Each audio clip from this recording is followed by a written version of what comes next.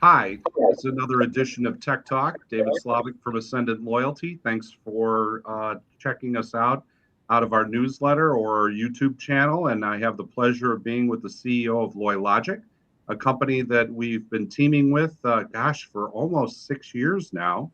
An awesome company. Gabi Kool is with us, the CEO. And Gabi, why don't you give us a little bit of background about yourself, about the company, and your positioning in the marketplace, which is really fantastic. And I'm sure a lot of people are really going to learn a lot in this Tech Talk session. Thanks very much, David. Great to be here with you. Thanks very much for the invitation. Pleasure to be on the show and also to meet your esteemed audience. So hello, everybody. My name is Gabi Kool, as David mentioned. I'm the CEO of Loylogic. Spent most of my career building and scaling loyalty programs across multiple continents, both as an operator and also as a technology and marketing partner. What drives kind of me overall is to help brands to turn loyalty from a mere marketing tactic into a commercial and emotional growth engine. We love loyalty. We're here to help our clients. And Loylogic is a global rewards marketplace and loyalty commerce platform. And in that capacity, we help brands design, source, and deliver reward experiences at scale across more than about 190 countries. Wow. For more than 10 million loyalty members worldwide, and we've been doing that for the last 2 decades.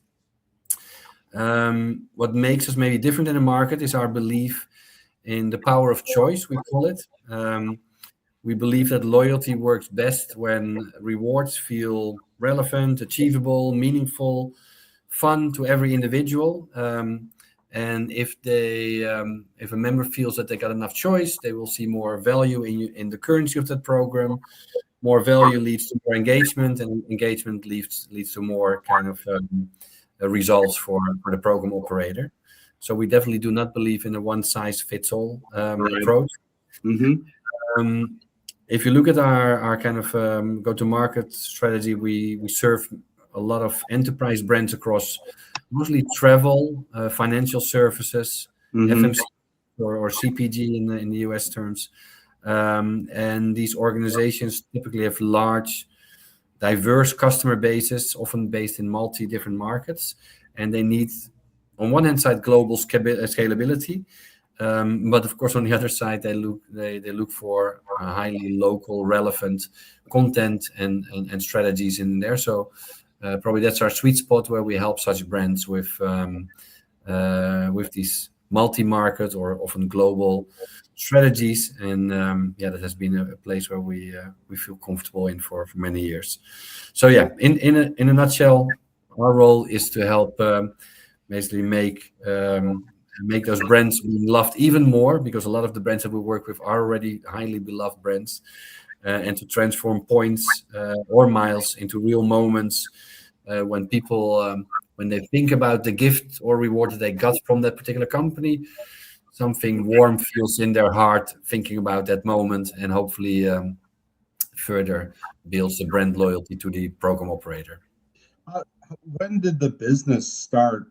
And then obviously it's adapted over time, and experiential rewards is kind of and partnerships and what have you are really a lot of the hot buttons these days. So in adapting to different countries and then what those members want and so on, give me a sense of the arc of the evolution of the business model. Has it been over the last 15 years, would you say, or longer? So, well, Loylogic basically, as I mentioned, have been around for 20 years. We started originally in the airline space. So our first client, you mentioned airline. Yeah, Etihad Airways was the program at that time, which was at that point still a very small airline actually here in the Middle East, with a very big vision. And Loylogic was part of then the journey to help them, basically, especially in the loyalty space, to grow that. So we've been very proud partners for the last 20 years with them. Still our client, and so then over time, with that and of course, with a frequent flyer program, by definition, you need to be global in where you can ship the kind of the content. And we were a marketplace by design from the start, thinking about cross-border kind of shipments and VAT applications and multi-currency, multilingual. So all of that, and this was even in the days, Dave, if you might remember, like even Amazon basically was kind of going country by country, right? So not an easy feat in those days. Back on the back of that that infrastructure of having on one hand side the technology, on the other side relationships with either brands or incentive houses or distributors, we then grew that into more clients in the travel vertical, but also in the banking industry. There's many banking clients where we run their rewards propositions. Fast moving consumer goods was a bit of a new vertical about 7-8 years ago that came on our path. So we saw there was a lot of desire by such CPG brands to have more and more first-party data, and they saw loyalty as a very good strategy to that part. So we started with Nestle for their Nescafé Dolce Gusto program, first in 2 markets in Europe, Spain at that time. Now we're in like double-digit kind of markets there with them to help deliver this across all kind of continents in a consistent manner. And basically in that case, you're dealing with a community of probably one of the largest and most important coffee loving community around the world. And then how do you build a proposition knowing that DNA of that community with the right incentives that match the kind of DNA of that program in these members, so that rewards proposition looks very differently in a program like Nescafé Dolce Gusto versus like an airline program, because in the case of Nescafé Dolce Gusto, everything needs to be on brand as an extension of the brand pillars that CPG brand stands for, and everything needs to be round and colorful and linked to different kind of pillars, like either in the kitchen or music or things that are then having a nice brand connection. So you see a different approach between these verticals and these brands, but in the end it also still boils down to, it doesn't matter if you're dealing with a Brazilian member or a Chinese member or a member in the United Arab Emirates or in the Netherlands or in the US. People are people love being rewarded and recognized and feel part of their tribe, and kind of it's our role to make sure that kind of when that happy moment arrives of giving somebody a right gift, that it's a thoughtful gift. It matches kind of their interest and their association with the brand. And you cannot be like a lazy friend, right? In that sense, we always use the analogy of like if you are going to your friend's 50th birthday party and I would say, hey David, I've known you for like 30 years, and I was thinking, what shall I get you for your 50th birthday? And I thought, and you know what? Here's kind of the gift card for kind of like this massive marketplace. That's a bit of a lazy gift analogy, right? So, and you don't want to be a lazy friend, and neither do we want our clients that we work with to be perceived in that way. So it's our serious job to make sure that there's kind of true love in that curation and the delivery of those kind of incentives. Right. So, I'm putting myself in the shoes of being on the client side of the desk and just thinking about the planning dialogue. When we're thinking about different cultures, different countries, different values at like Etihad Airlines and different frequent flyers of different worth, million-mile flyers, business class, etc., and credit card relationships and so on. There must be a pretty thorough planning approach that you apply to working with clients, and then you probably break some of it down regionally, I would suppose, right? Yeah, no, absolutely. It's kind of it's a multi-dimensional approach, right, David, to your point. So, of course, let's start on the easy part. Like, of course, geographically, you need to be quite mindful. Like any kind of marketplace that we run, like if you look at an airline as an example, they might have got their top 20 markets. Each of those kind of markets, they will have different festivals or like annual celebrations, etc. So there might be Eid celebrations here in the Middle East versus like kind of Easter or Christmas or like kind of all kind of other celebrations around the world. So the thematic approach to the look and feel of like these marketplaces, the content that you promote need to be on following that seasonality. And of course, there's kind of planning going into these kind of efforts, because you want to have the unique content lined up properly to create the right creative executions on how you bring that alive in these kind of environments. So that, of course, that's kind of a must-have area. Right. And then so on the gifting, real quick on the gifting, is it all surprise and delight? Is in some cases it's programmatic and I can burn my currency on gifts as well? There's a duality potentially in some of the constructs. Would that be true? So in the construct, yeah, we got like surprise and delight, which are trigger based. Like if you do this in the program, then you get an immediate gift like this. Though that's kind of more the we got different kind of solutions and clients in that space. And then of course in a points based scheme or a miles based scheme, it's when somebody decides to exchange their miles or points for a particular gift they have been saving up to. But also there you need to do a lot of analysis, like what is the size of a reward people can save up for in a particular customer segment within that program, right? You mentioned like different kind of tiers or co-brand card holders or different platinum or gold, kind of there might be different segments sitting in there. So in certain cases with our clients, they want to have different catalog offerings that are only kind of opened to that particular segment. Other kind of clients said, no, we do it more via personalized communications where we draw their attention to particular kind of reward categories or incentives in there. So there's different ways to approach that. But in our technology setup, we allow for that kind of decision to be made. So there can be different catalogs for, let's say, the platinum members in the US versus the gold members in the European market, or like something. So when you visit with a client, you talk about your business model. You probably also demo your back end that controls a lot of the logic that's involved and the accounting capability and the reporting and the analytics. So what's next? What's in the future for you guys? Anything that you could share or what you anticipate, how things can grow?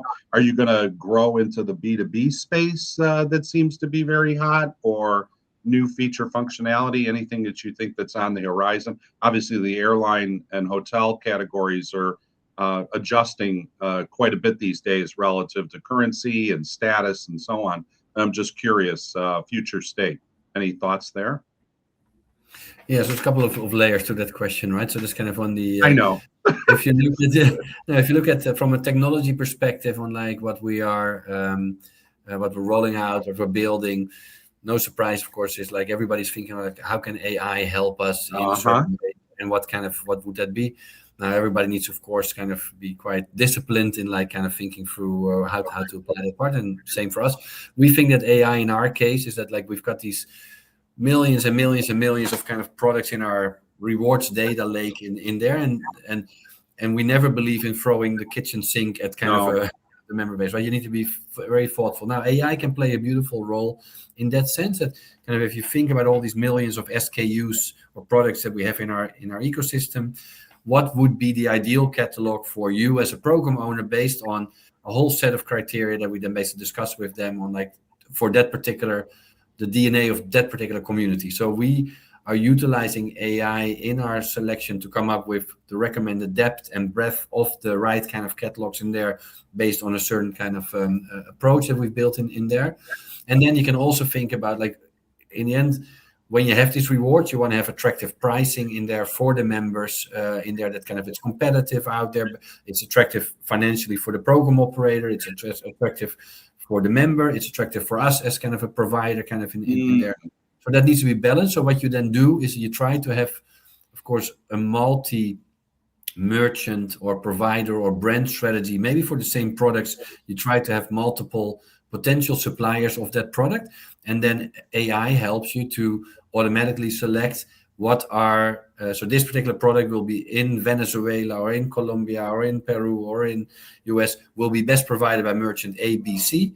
But it needs to be a very dynamic kind of part. If there's a better pricing coming in, which is all the time happening, basically, of course, then you need to be automatically selecting the other kind of provider there, because it just enhances the value prop for everybody kind of involved in there. So we try to build these kind of things in there. So we got a very big project in that space that we initiated last year. We're pretty far in rolling out different modules in there. So that's on the technology side, David. Then you had another question was around where do we see our kind of capabilities and technology further being deployed outside these 3 core verticals that I mentioned before. So in the B2B and the B2E space, which is not a space that we've played in traditionally a lot in the past, we were very B2C kind of folks in there. And we've always thought like, look, we've got this global platform, we got this global content. It's almost criminal not to roll this out for like a lot of programs that can benefit from this part. And so we have created a B2E proposition and B2B proposition where also we are the own currency provider, so people can literally, it's points as a service proposition. They can buy ultimate stars, they're called. Stars is the currency in there. They can give these stars to their channel partners or to their employees, with the whole platform around it. And then with these stars, people can access our massive global marketplace, which got merchandise and gift cards and experience and points conversion to other airline currencies and, well, all kind of travel, hotel, car rental, flights, all of these things are sitting in there. And if somebody says, look, I like all of that that you have in there, but I want my own name, my own brand, then basically shift it to a white label kind of discussion. So of course, not a problem. We are a white label provider at the core of our business as well. And then we can also customize that part. So for B2E and B2B audiences, so employees and channel partners, we've developed our propositions in there. We've rolled it out. We've got a very interesting backend platform on like how it can be linked to what we call moments that matter. So if you think about the employee space, let's say you're an HR director for a large company, and you want to give like points, or in our case, stars to your employees. You can probably think of it in 3 buckets. Bucket number 1 is people have got work anniversaries, your 5th year at the company or whatever. That's the standard kind of bucket moments there. Then bucket number 2 could be your company values. You want to reward people who live up to value A, B, C, D, E. That can be configured. And then bucket number 3 is what we call the 100 moments that matter. And there we collaborated with Tamra Chandler, who is a thought leader in this space around how do you build high gratitude cultures. And basically because high gratitude cultures outperform low gratitude cultures on many important metrics as an organization. So we basically built these 100 moments around her 30 years of research in that space. It's all embedded in the platform. And then that's the 3rd bucket of moments that you can recognize for your employees, also via peer-to-peer recognition or manager to kind of employee recognition. Brilliant. So it's an interesting Fred Reichheld and the loyalty effect. So I want to learn about this a bit more. Listen, we've gone quite a bit long, but I'm sure everybody has really enjoyed it. Gabi, I know people can find you on LinkedIn. Loylogic is the company. I've learned a lot, and I thought I knew everything I needed to know, but I didn't. So really, thanks for taking the time. I really appreciate it, my friend. David, thanks so much for having me here. Pleasure, and all the best for you and all everybody who's listening. And be well. You want to be in touch, basically, you know where to find me. That's it. Bye.